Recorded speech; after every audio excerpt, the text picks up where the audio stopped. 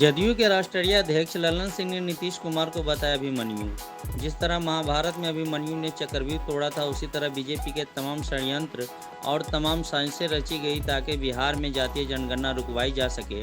इन तमाम चक्रव्यूह को तोड़ते हुए मुख्यमंत्री नीतीश कुमार ने ऐतिहासिक निर्णय लिया और जातीय जनगणना की रिपोर्ट पेश किया।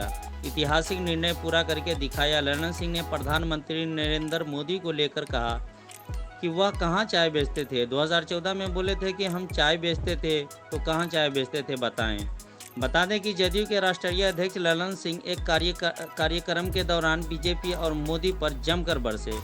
ललन सिंह ने अपनी भाषण में कहा कि षड्यंत्र और साजिश रची गई बीजेपी के द्वारा, लेकिन तमाम षड्यंत्र और साजिशों के बावजूद भी नीतीश कुमार ने अभिमन्यु की तरह सारे षड्यंत्र को और सारे चक्रव्यूह को तोड़कर बिहार में जातीय आधारित गणना कराकर रिपोर्ट पेश किया। वहीं ललन सिंह ने प्रधानमंत्री नरेंद्र मोदी को घेरते हुए कहा कि नरेंद्र मोदी 2014 में बोले थे कि वह किसी स्टेशन पर चाय बेचते थे, लेकिन आज तक उन्होंने नहीं बताया। तो आज हम मोदी से मांग करते हैं कि आपने 2014 में जो कहा था कि हम चाय बेचते थे, तो आप बताएं कि किस स्टेशन पर चाय बेचते थे। इसका खुलासा कर दीजिए तो देश की जनता जान जाएगी। कभी चाय बेचने वाले बन जाते हैं, कभी अति पिछड़ा बन जाते हैं। यह पार्टी ही वही है, कन्फ्यूजता पार्टी है। बिहार में जाति आधारित गणना कराकर उन्होंने रिपोर्ट प्रकाशित किया। साथियों, हम सबों की मांग रही, लोकसभा में हम लोगों ने मांग किया। हम लोग सांसदों का 11 सांसदों का प्रतिनिधि मंडल गृह मंत्री जी से मिला। माननीय मुख्यमंत्री जी ने 2-2 बार बिहार के विधानमंडल ने सर्वसम्मत प्रस्ताव पास किया।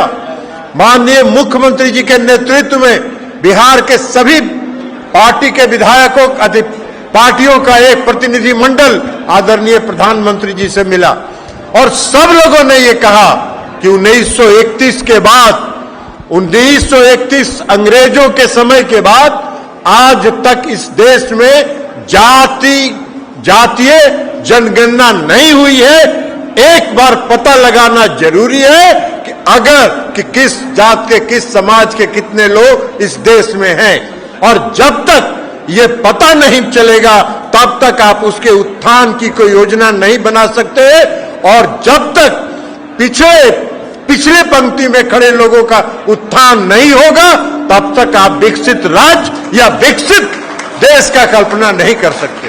तो नीतीश कुमार जी का और हम सबों की पार्टी का ये मांग रही, शुरू से मांग रही। केंद्र सरकार इसके लिए तैयार नहीं हुई। केंद्र सरकार ने नकार दिया और केंद्र सरकार ने कहा कि हम नहीं कराएंगे। तो बिहार में माननीय मुख्यमंत्री नीतीश कुमार जी ने इसका फैसला किया और नीतीश कुमार जी ने बिहार में फैसला किया कि हम जाति आधारित गणना कराएंगे। जनगणना कराने का तो अधिकार राज्य को नहीं है, लेकिन हम गणना कराएंगे, हम गिनती कराएंगे। और उसके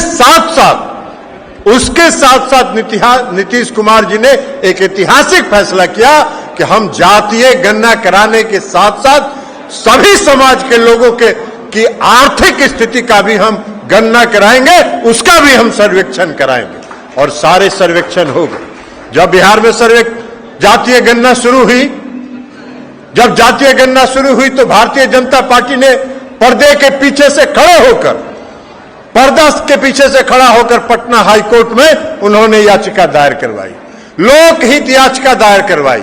लोकहित याचिका भी वो ऐसा आदमी ने दायर किया जो गाजियाबाद का रहने वाला है। अब आप बताइए, गाजियाबाद के रहने वाले को बिहार के जातीय गणना से क्या मतलब था? लेकिन उनका उद्देश्य था इसको रोकना। अंततोगत्वा पटना हाई कोर्ट ने विस्तृत आदेश पारित किया और विस्तृत आदेश पारित करके बिहार के सरकार के जो निर्णय थे जातीय आधारित गणना कराने का, उस पर अपनी मोहर लगाई। और मोहर जब लग गया तब इन लोगों ने पर्दे के पीछे से सुप्रीम कोर्ट में याचिका दायर करवाई। सुप्रीम कोर्ट में जब याचिका दायर हुआ तो सुप्रीम कोर्ट के माननीय न्यायाधीश ने यह कहा कि आपको क्या आपत्ति है भाई, क्या समस्या है आपको? बिहार में अगर राज्य की सरकार ने अगर जातीय गणना कराने का फैसला किया तो आपको क्या दिक्कत है? लोगों ने कहा कि हमारा निजता का हनन हो रहा है। सुप्रीम कोर्ट ने कहा कि भाई क्या निजता का हनन हो रहा है इसमें? आप किस जात में आते से पैदा हुए हैं, ये तो आपके पड़ोसी को भी मालूम है, ये समाज के हर व्यक्ति को मालूम है, आपके दोस्त मुहिम जितने हैं सबको मालूम है कि आप किस जात में पैदा हुए हैं। आपके पास गाड़ी है कि नहीं, ये सबको मालूम है। आपके पास स्कूटर है कि नहीं, सबको मालूम है। आपको पक्का मकान है कि नहीं, ये सबको मालूम है। तो इसमें निजता का हनन कहां हो रहा है? कौन सा निजता का हनन हो रहा है? सुप्रीम कोर्ट ने कहा कि हम कोई इसमें स्थगित नहीं करने वाले हैं, राज्य सरकार जो काम करवा रही है वो करवाते रहेगी। और उसके बाद फिर जब अगला डेट आया तो अब क्या हुआ? पर्दा के पीछे से तो खेल खेल रहे थे, जब पर्दा के पीछे से खेल सफल नहीं हुआ तो अगले डेट पर भारत सरकार के सॉलिसिटर जनरल खड़ा हो गए सुप्रीम कोर्ट में और उन्होंने कहा कि हमको भी कुछ कहना है। भाई सुप्रीम कोर्ट ने कहा कि आपको क्या कहना है भाई?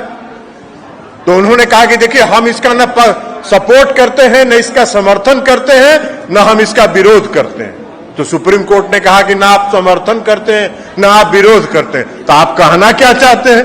तो कहे कि राज्य सरकार को अधिकार नहीं है। उन्होंने कहा कि अधिकार है कि नहीं, आप एफिडेविट फाइल करिए, हम देखेंगे, लेकिन हम कोई रोक नहीं लगाने वाले। तो उनकी मंशा थी कि सुप्रीम कोर्ट से किसी तरह रोक लगवाई जाए, जिसको सुप्रीम कोर्ट ने स्वीकार नहीं किया और मोहर लगाया। और यह फैसला एक तरह से मौन सहमति हुई कि राज्य सरकार जो जातीय गणना बिहार में करा रही है वो सही है और उसको होना चाहिए। हो गया, रिपोर्ट भी प्रकाशित हो गया। अब जब रिपोर्ट प्रकाशित हो गया तो पूरे देश में यह मांग होने लगी, हर राज्य में यह मांग होने लगी।